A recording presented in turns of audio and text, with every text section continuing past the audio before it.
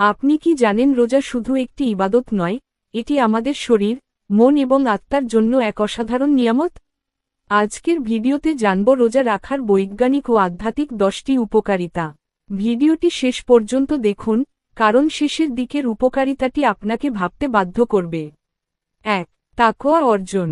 মহান আল্লাহ বলেন, হে ঈমানদারগণ, তোমাদের উপর রোজা ফরজ করা হয়েছে, যাতে তোমরা তাকওয়া অর্জন করতে পার। কুরআনুল কারীম, সূরা আল বাকারা 2:183।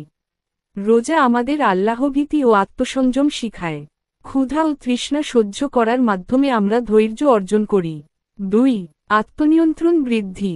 রোজা আমাদের রাগ, খারাপ কথা ও খারাপ কাজ থেকে দূরে থাকতে শেখায়। এটি মানসিক শক্তি বাড়ায়। 3. হজমতন্ত্রের বিশ্রাম। সারাদিন না খাওয়ার কারণে আমাদের হজমতন্ত্র বিশ্রাম পায়। শরীর নিজেকে পুনর্গঠন করার সুযোগ পায়।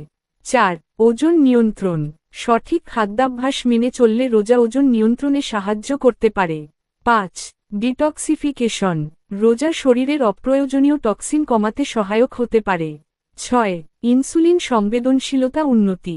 নিয়ন্ত্রিত খাদ্য গ্রহণ শরীরের ইনসুলিনের কার্যকারিতা উন্নত করতে সাহায্য করতে পারে। 7. মানসিক প্রশান্তি। রোজা মনকে শান্ত করে, উদ্বেগ কমাতে সহায়ক হতে পারে। 8. সহানুভূতি বৃদ্ধি। ক্ষুধার কষ্ট অনুভব করে আমরা গরিবদের কষ্ট বুঝতে পারি। ফলে দান সদকার প্রবণতা বাড়ে। 9. পারিবারিক বন্ধন দৃঢ়। ইফতার ও তারাবির সময় পরিবার একসাথে সময় কাটায়, সম্পর্ক মজবুত হয়। 10.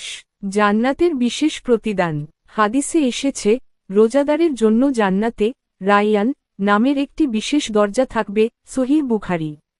প্রিয় দর্শক, রোজা শুধু ক্ষুধা সহ্য করার নাম নয়, এটি আত্মার পরিশুদ্ধি, শরীরের সুস্থতা এবং জান্নাতের পথে এক মহা সুযোগ। ভিডিওটি ভালো লাগলে লাইক দিন, শেয়ার করুন এবং ইসলামিক আরও ভিডিও পেতে সাবস্ক্রাইব করুন। আসসালামু আলাইকুম।